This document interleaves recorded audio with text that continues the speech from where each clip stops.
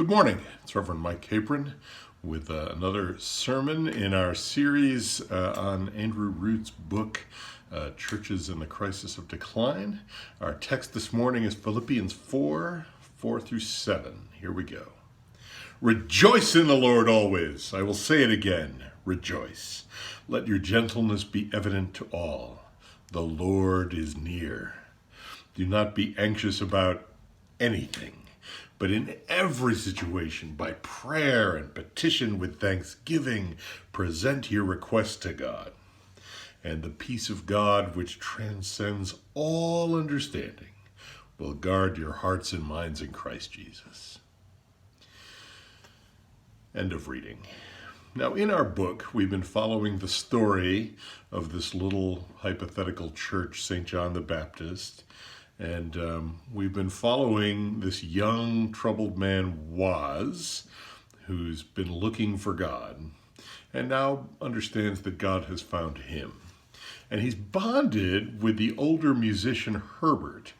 And last time we did this, Woz had found out that Herbert was in the hospital with pneumonia and freaked out. He just went missing in action. Bert went and found him. And we're gonna come back to the story today as Woz goes to visit Herbert in the hospital. Woz indeed found Herbert in a tough spot. He was covered in tubes, wrapped in a blanket, and fighting to stay awake. Even so, he was happy to see Woz. Woz apologized for not coming earlier. Herbert told him he forgave him, but Herbert did need a few things from him. Herbert started by telling Woz how much he'd come to care for Woz over the last few months. He told Woz he planned to beat this pneumonia, but if he didn't, he wanted Woz to have all his guitars. Woz teared up knowing how much those guitars meant to Herbert. Herbert continued, I never had a child, but even when I was too old to ever have one, I just foolishly thought I'd give my guitars to my kids or grandkids. But lying here, I realized I wanted you to have them. Playing with you has been the best part of the last 10 years for me. You got me playing again, and that's so good. Fighting back the tears, Woz could only nod to show that he'd take them if it came to that. But I need one more thing from you, Herbert continued. I need you to pray for me. Okay, but I should probably get Bert or Helene to come do that. I mean, I can be here and stuff, but they'd probably be better. No, Herbert interrupted. You're my friend, and I want you to pray for me.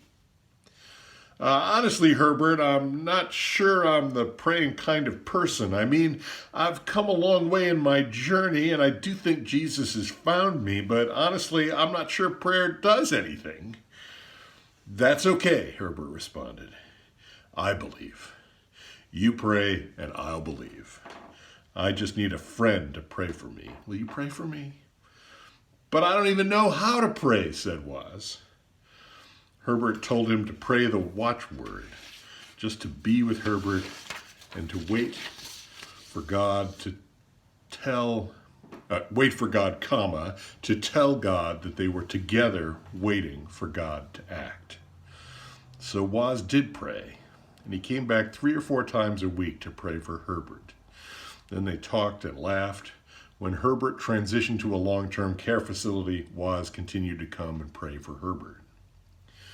One day, Woz met Timon, who was having coffee with Herbert. Herbert's room was a few doors down from Timon's. Timon was closer to Woz's age than Herbert. He'd been in a terrible car accident with months of recovery. By chance, Herbert and Timon had met in physical therapy and hit it off. They liked talking about old cars. When Woz arrived, Herbert introduced him to Timon, saying, "This is my good friend Woz. We play music together, and he comes here and prays for me." Timon grabbed hold of that phrase, prays for me, repeating it as a question. He prays for you? Woz just nodded his head, his teeth appearing in a half smile. And then to both Herbert and Woz's surprise, Timon said, "Would you pray for me too?" Woz shrugged and found himself saying, "Yeah, sure." From that point on, Waz never stopped praying. He came to realize that indeed Jesus had found him.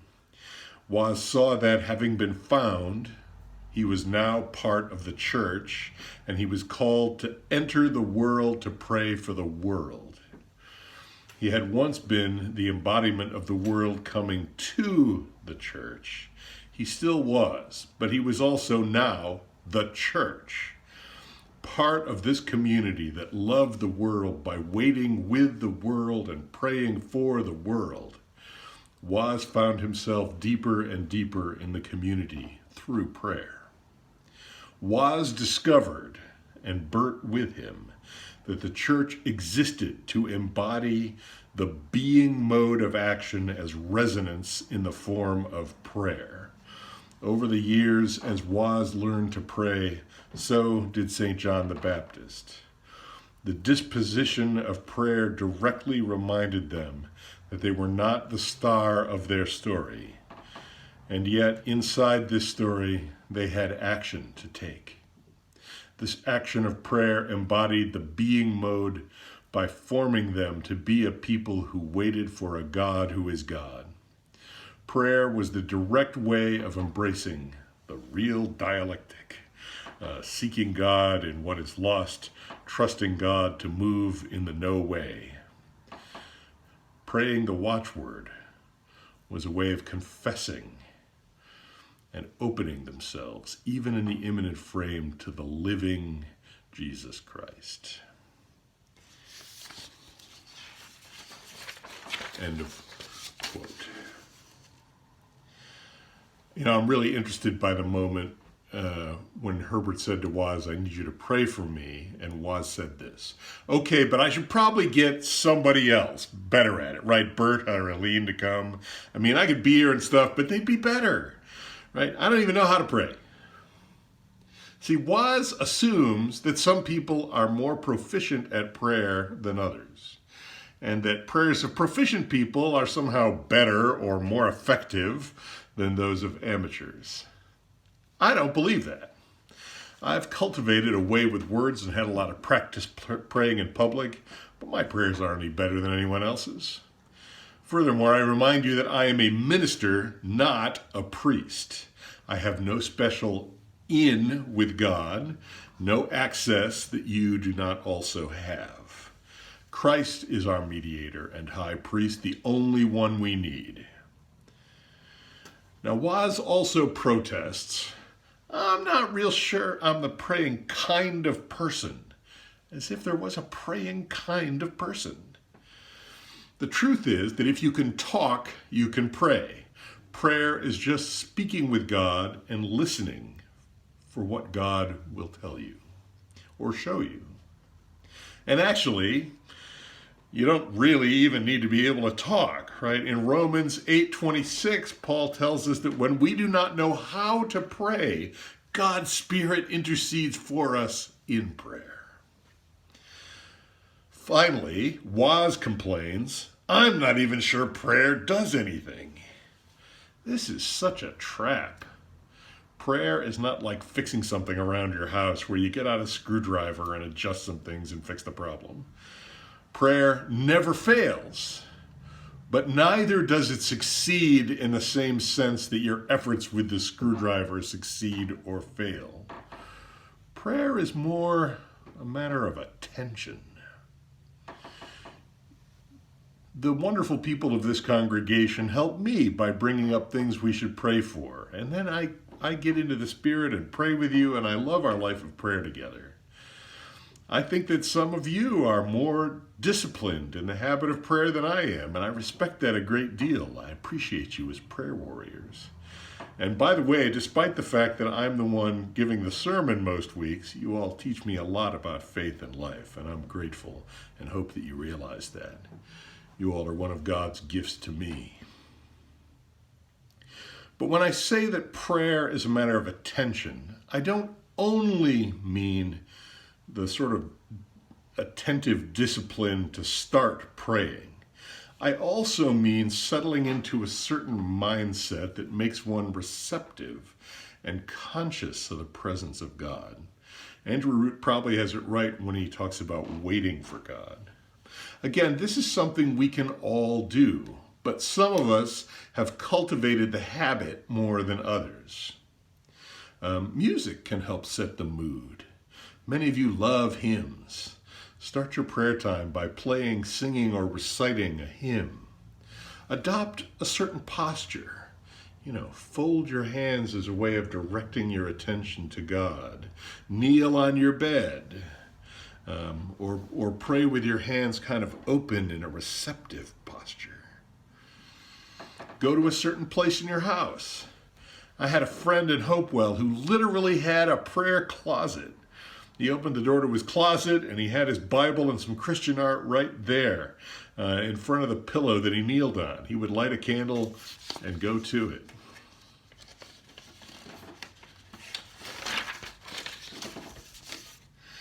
A key verse about focusing your attention in prayer is Mark 11:24, where Jesus said, "I tell you, whatever you ask in prayer, believe that you have received it, and it will be yours." Isn't that interesting? Pray for it and believe that you've already received it. It isn't a magic formula, but it is a beautiful way of cultivating an expectant sense of attention to bring us into a prayerful state and see what God will do. It goes really well with Colossians 4:2. Continue steadfastly in prayer, being watchful in it with thanksgiving. Did you hear that part about being watchful? Watch for God to fulfill your prayer in some way. Romans 12:12 says to rejoice in hope, to be patient in trouble, and to be constant in prayer. Here's one more, Psalm 39:12. Hear my prayer, O Lord, and give ear to my cry. Hold not your peace at my tears, for I am a sojourner with you, a guest like all my fathers. We are all journeying with God. Sometimes we are close companions, sometimes we wander off a bit. In that vein, and to end this sermon, I'm going to read a long quote from Richard Foster's book on prayer. He's a great author in Christian spiritual disciplines and practices. And by the way, I'm going to suggest this book for our Thursday study group. Here we go. God has graciously allowed me to catch a glimpse into his heart, and I want to share with you what I have seen.